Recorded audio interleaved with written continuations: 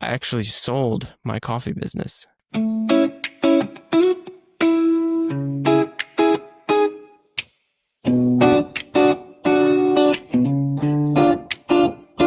So our topic for today is hmm coffee. Coffee. What's your background or experience with coffee? My experience with coffee is once I was old enough to drink coffee, I thought black coffee tasted terrible. And so for a long time, I drank Starbucks. I just loved caramel white mochas with a whole bunch of sugar. But I always wished I liked black coffee. So in high school, I went to Starbucks. I tried to just make myself drink black coffee because some people told me it was an acquired taste. And so I literally would just Yeah. like get a French roast at Starbucks and just make myself drink it. It's like if I drink this enough, I'll start to like it. And that never worked. And then I met a worship pastor friend, and I told him that I'd tried, and he said, "Oh, well, that's not how you like black coffee. You just haven't had good black coffee."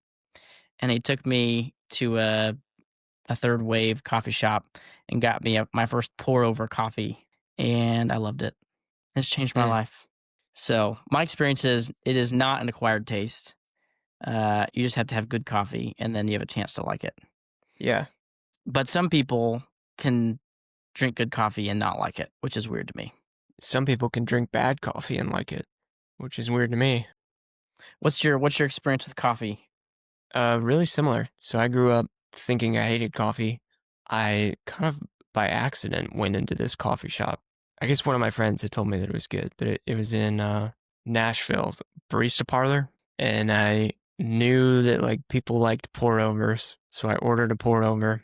I got it, and I remember I even asked for like milk or something, and the guy was like, "Well, just try it without it, and then if you still want it, I'll give it to you." And so I did, and I tried it, and yeah, my mind was blown. It Uh-huh. I remember thinking it didn't taste like coffee because it doesn't. It tastes more like a tea sometimes. You know what I mean? Yeah. Especially if it's like a just this fruity, Mhm. sweet roast. Yeah.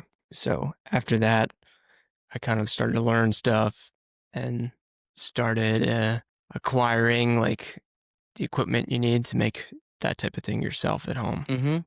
I really like cold brew, So my I thing is think. I have a peanut allergy. Mm, And so because of that, cold brew usually tastes very nutty. mm-hmm. And so because of that, I have like an aversion to the flavor of nutty coffee.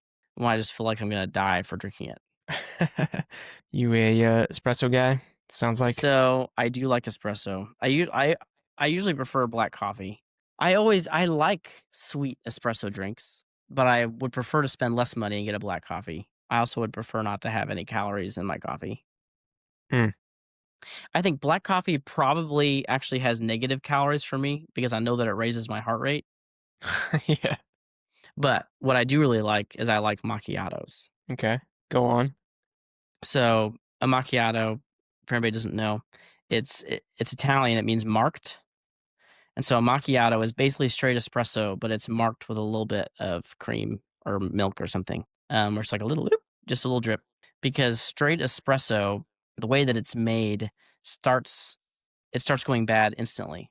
So like a macchiato is basically a way to drink straight espresso. It actually lasts. Danny, you own a coffee camper, Mm. and we have not talked about that for some time.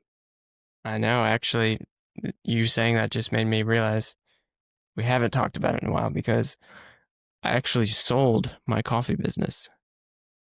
The business. Yeah. Wow. So tell me about that. So a few years ago, my wife and I bought an old camper with the idea of uh, renovating it and turning it into mobile coffee shop. So we did that. Mm-hmm. I did that mostly. I did most of the renovations. Took probably 6 months to do all that and ran that business for probably a year, just part time while I was also working full time. I think I just sort of realized that I'm someone who likes starting things and maybe less someone who likes running things like the day to day. Mm-hmm. It's just a lot more stress, especially when you're working another job and you think Yeah. about like, all right, it's just sitting in my driveway. You know, you feel this like pressure to use it. Mm-hmm. And it's like, I don't know, things break and you need to buy supplies. And the problem with like a coffee shop is you can't buy supplies that then go bad, you know, if you're not consistently Right. using it, you know? Yeah. Yeah. If you're selling a lot of coffee, you need a ton of milk. Right. But if you go a week with that ton of milk and don't make as much coffee as you thought, then you've got like 12 gallons of unused whole milk. Yeah. Or like cold brew or even the coffee beans themselves when you're buying wholesale. You Yeah. know, you buy a few That's true. pounds and then if you have a slow weekend, then you just feel like you wasted a bunch of product. Mm-hmm. So, but the interesting thing is I wasn't necessarily I was thinking about selling it, but the way that it happened was I'm like a part of this online Facebook group that is for mobile coffee shop owners. Mm-hmm. And I just like posted some pictures and all of a sudden all these people started making me offers to buy it. And it wasn't even like a for sale post.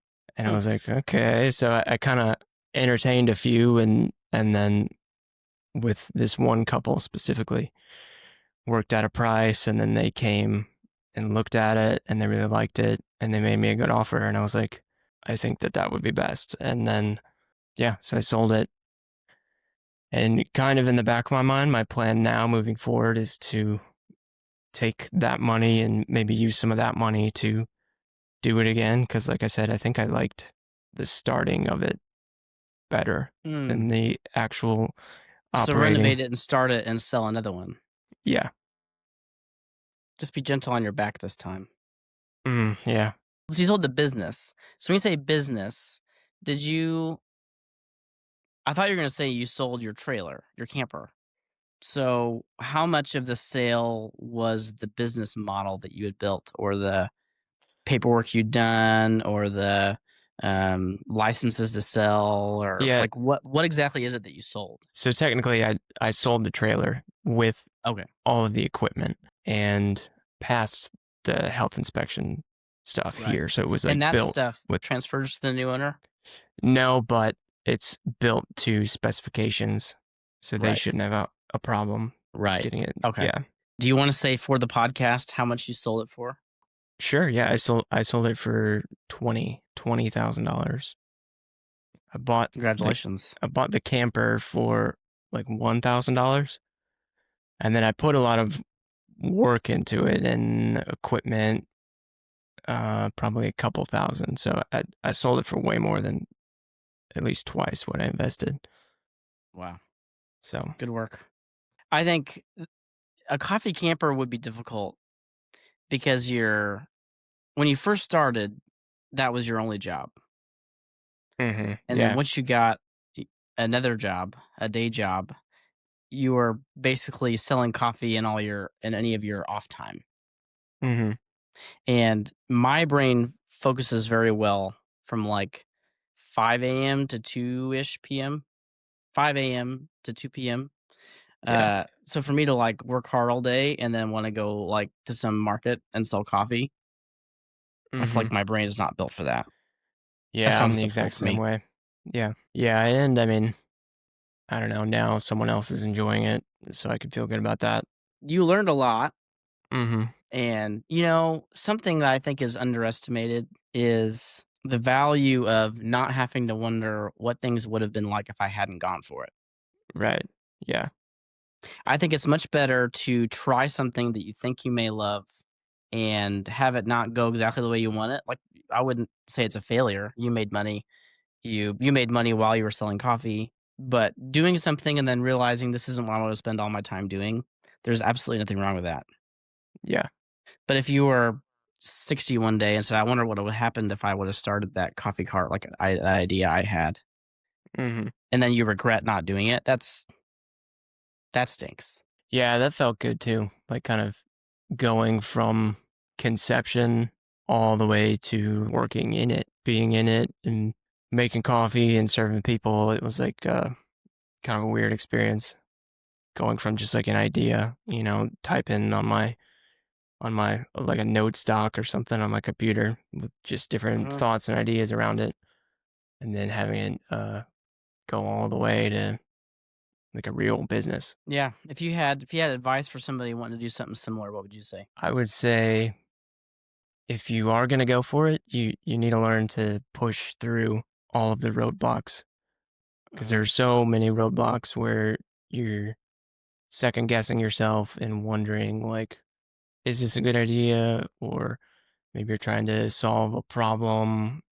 I don't know. There were just like so many roadblocks. I felt like for me, and you just got to keep like pushing through and pushing through until Mhm. you get to the end. Even when like you're doubting everything, you just got to show up and put in the work. It's grit is Mm, what you're describing. Anything worth doing has got way more steps and is way more difficult hmm. than you think. Anything that hasn't been done yet, people haven't succeeded for a combination of they didn't have the skills, they didn't have the idea or the framework to make it work, or they gave up. It's And it's you. 2025.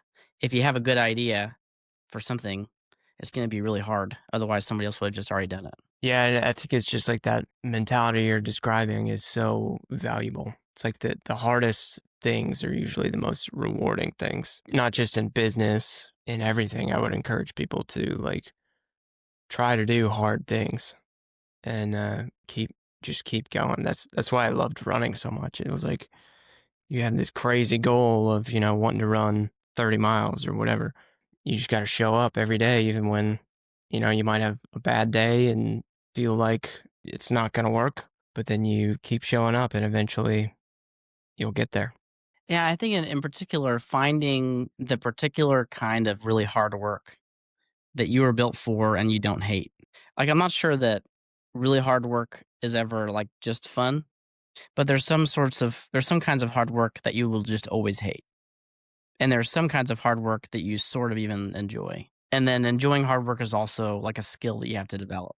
Yeah, that's what I would say is the main thing. I think people can learn to not necessarily enjoy, but just be okay with pursuing really hard work over and over. I think it's a skill. It's like the ability to suffer. Yeah. Yeah, I agree. If grit is a skill, if grit is a muscle that you have to develop, you gotta experience a lot of pain over time, intentional pain over time to develop that muscle. Yeah. And that's so applicable to lots of different things. I think like even waking up early to read or any sort of big goal or task that you want to accomplish, I think requires like just sort of this rigidness and grit to it that you Mhm. eventually get used to. What's the hardest thing you think you've done? Well, I guess there's 2 that come to mind. One of them was I wrestled in high school. They condition you they make you run like a dog. When you wrestle, you're just using all of your muscles all the time. And so they would have us run, and I remember they had us carry our wrestling partner up the stairs and down the stairs just over and over and over again. That was one of the things we did. That's Um, crazy. we had to run back and forth in the school building, and, like, every time you saw a flight of stairs, you had to go up or down it. Hmm. It's really like a long, kinda straight line high school. So every time you saw a flight of stairs, you had to run up, and then you go, then you come down, and then you get to the end of the building, you go up, and then run back, and then down, and then up. And we did that for, like and you had to run.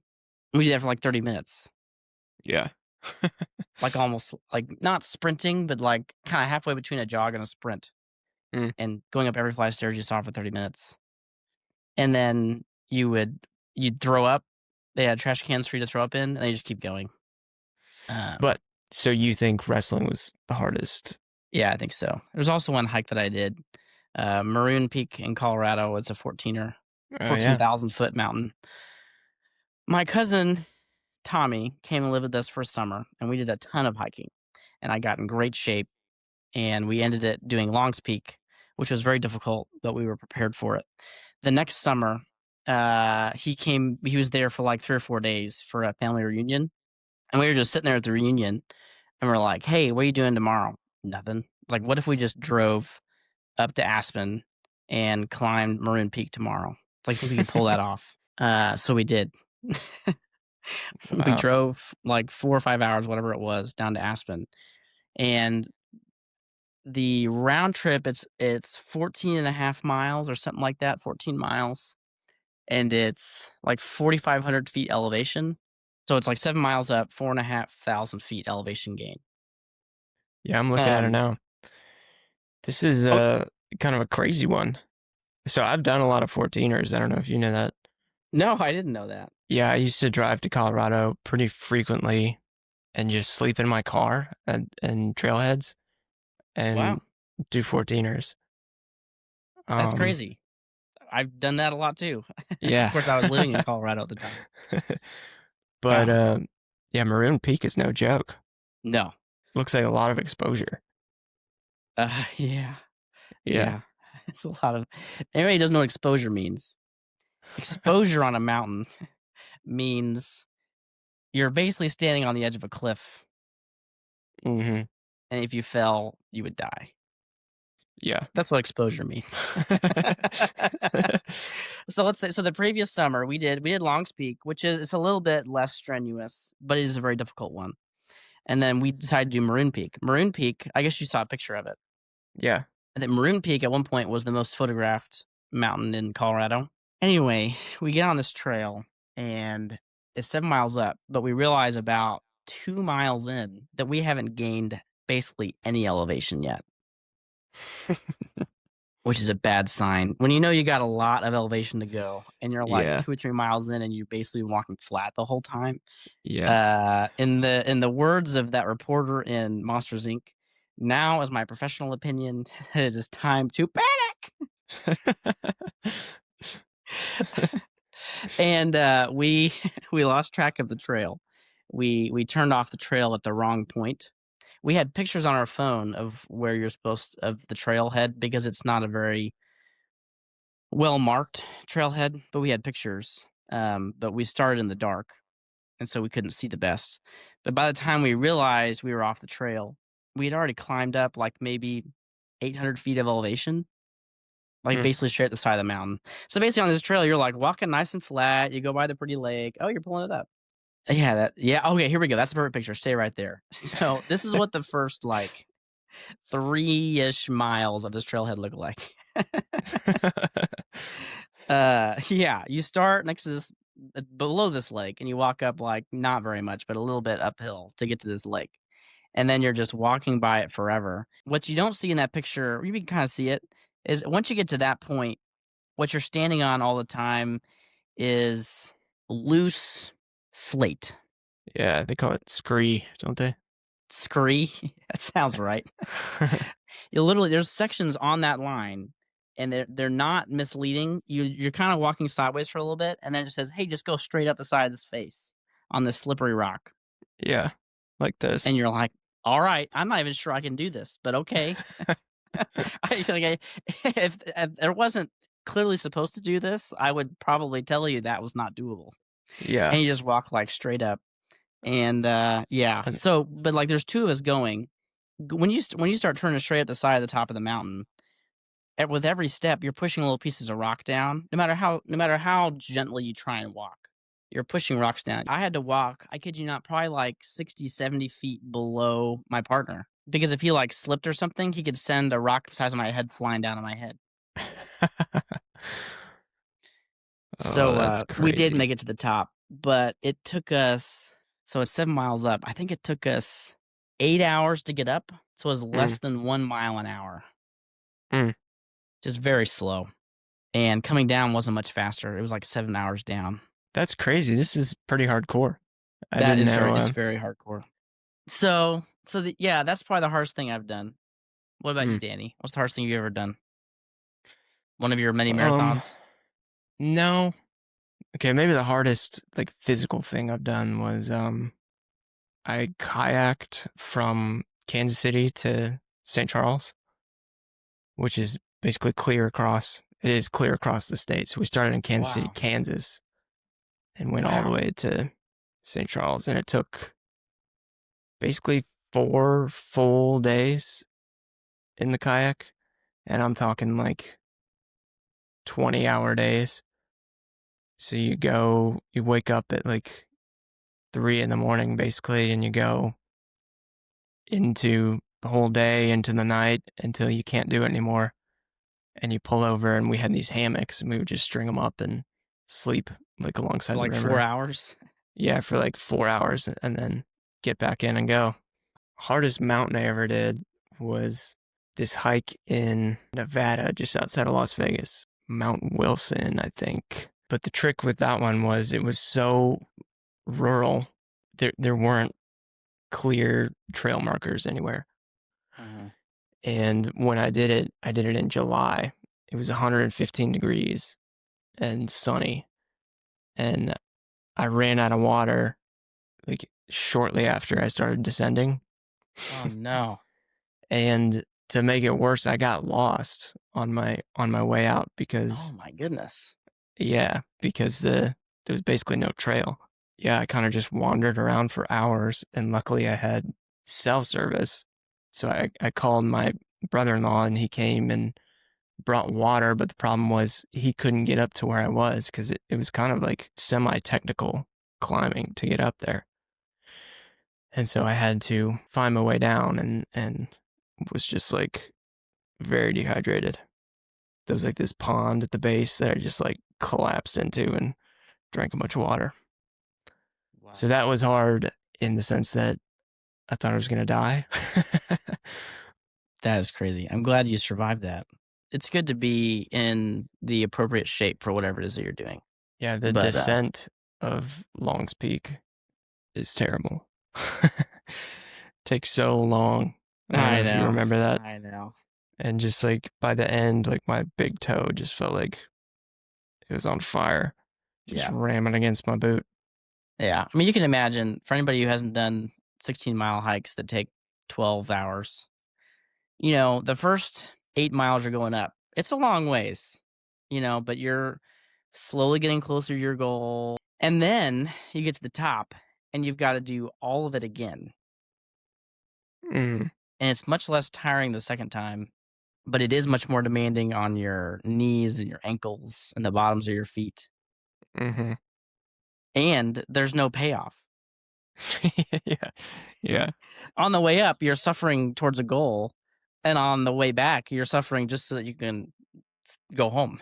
yeah, yeah. I remember when I was going down Long's Peak, I came across a moose, and for some reason I was by myself. Like I hiked with other people, but you kind of get spaced out, especially going down. So I was by myself, and I came across a moose, and I didn't really know that moose are dangerous Mhm. at the time, but this was like full grown, like adult male moose, and it was right in the trail. And I was so mad because I was so tired. And it was like close to being at the bottom. So I started kind of like throwing stuff to get it to move. And it got a little bit off the trail, but I ended up just walking like right by it and just on down the mountain. But later found out you're not supposed to walk anywhere near a moose. I mean, No. I was probably like 2 feet away from it. Ah, I just ah, walked right my next to goodness. it. Danny, once again, I'm happy you're alive. I think in times that grit is necessary, it's important that your goal is worth it. I think it's really important to know like what is this really hard thing working towards, and have I actually committed that I'm going to do it? Whenever I go hiking, I learned a long time ago, it's dumb to ask how many miles you got left. Let's say in your head, we got 10 miles to go today, and 30 minutes in, you start asking how much do you have left?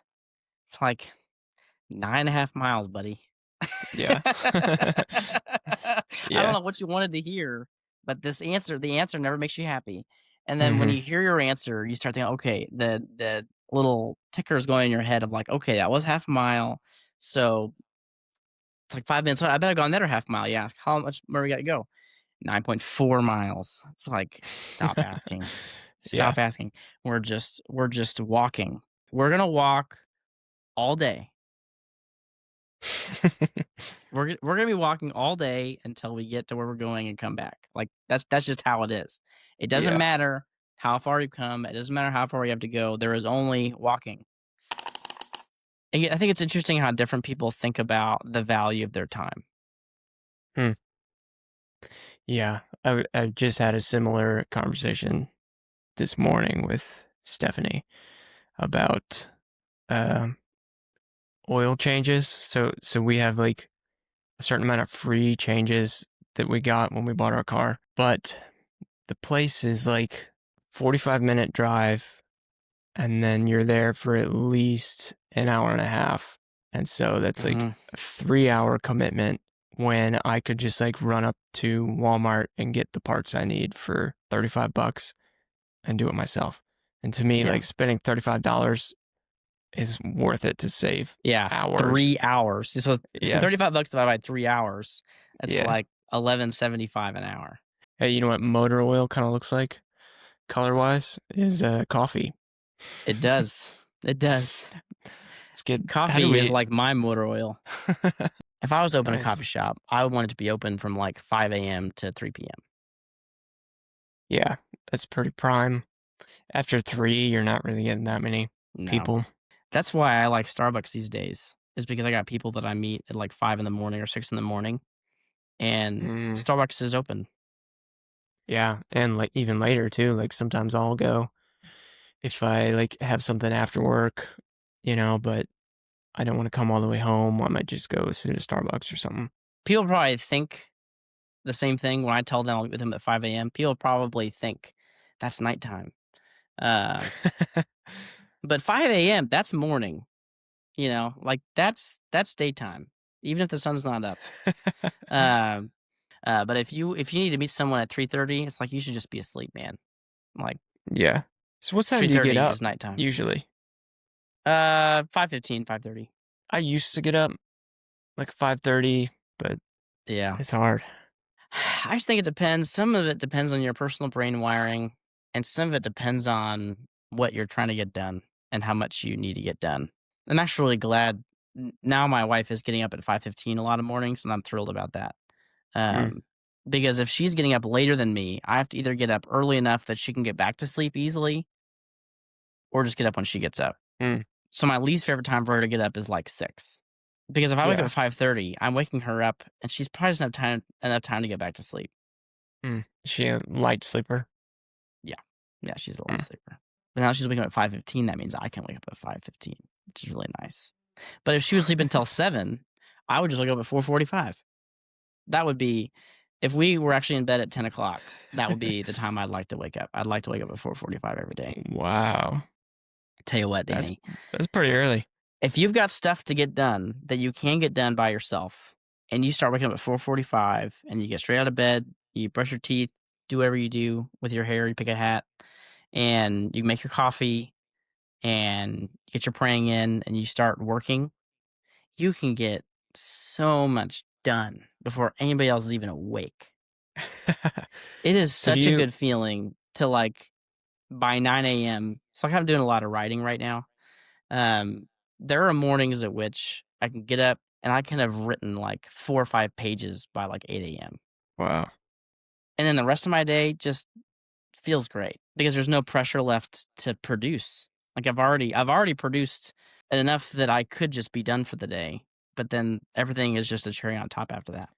Yeah, how much time do you need to, like, wake up? Like, I will wake up and make my coffee, and then I just need to set for a minute and drink my coffee and just, like, almost completely zone out It's an illusion, man. and do nothing. It's an illusion. You don't Do need you that think it time. really? You think I could just jump right into It'll take you a while, but whatever? yes, you can. Mm, This is the trick is you gotta just tell yourself, do not ever hit snooze. mm, Do not ever hit snooze. When you hit snooze, you've already lost. wow. Alarm goes off, you get out of bed, you get dressed, you go straight downstairs, you start making your coffee. That's all there Wh is. You when just you say get dressed, you mean, like, dressed for the day? yeah. So Okay. we shower at night now, and I wear hats every day. So literally, I just put on clothes, put on a hat, put on my deodorant, brush my teeth. Wow, before you have even had your coffee. Yeah, but it doesn't take very long. You just pick clothes. Don't think about too much. If you have clothes in your closet that you don't wanna wear, just throw it away. Only have clothes you wanna wear. Just pick something, doesn't matter what it is. Put some clothes on. Brush your teeth, put deodorant on. You need deodorant every day. If you need me to tell you that, I've told you, you need deodorant every day. And then go downstairs, make your coffee. I'm listening to my Tim Keller sermons all the time or whatever you like listen to in the morning, whether it's music or some podcast or something. Make your coffee. And then I will say I can't drink my coffee right away. So I do often have like 10 minutes to kill. I don't even have to really have the caffeine. I just need to have had like that first sip of coffee. So sometimes I'll kind of like Hmm. meander for like 10 minutes in the beginning till my coffee is cool enough to drink. And do that first sip of coffee and you're ready to go. Does brushing your teeth mess with your coffee No, taste? no, you can't worry about Really? that stuff. You can't worry about that stuff, man. What can I worry about, Don't worry Steven? about anything. Don't worry about anything. And if you Hmm. just tell yourself, this is what I'm going to do, and you just start doing it, eventually your brain will love it. Wow, okay. How does this affect your nighttime? Like, what time do you get tired? We go to bed around 10.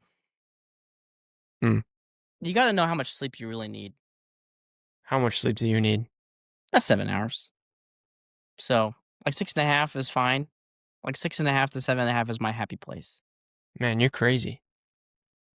I I think like it's it. great. I used to be a lot like that. Like, I would wake up, I would go for a run first thing in the morning, get back, make my coffee, do some reading, get dressed, go to work type of thing. But now, yeah, it's hard for me to get going.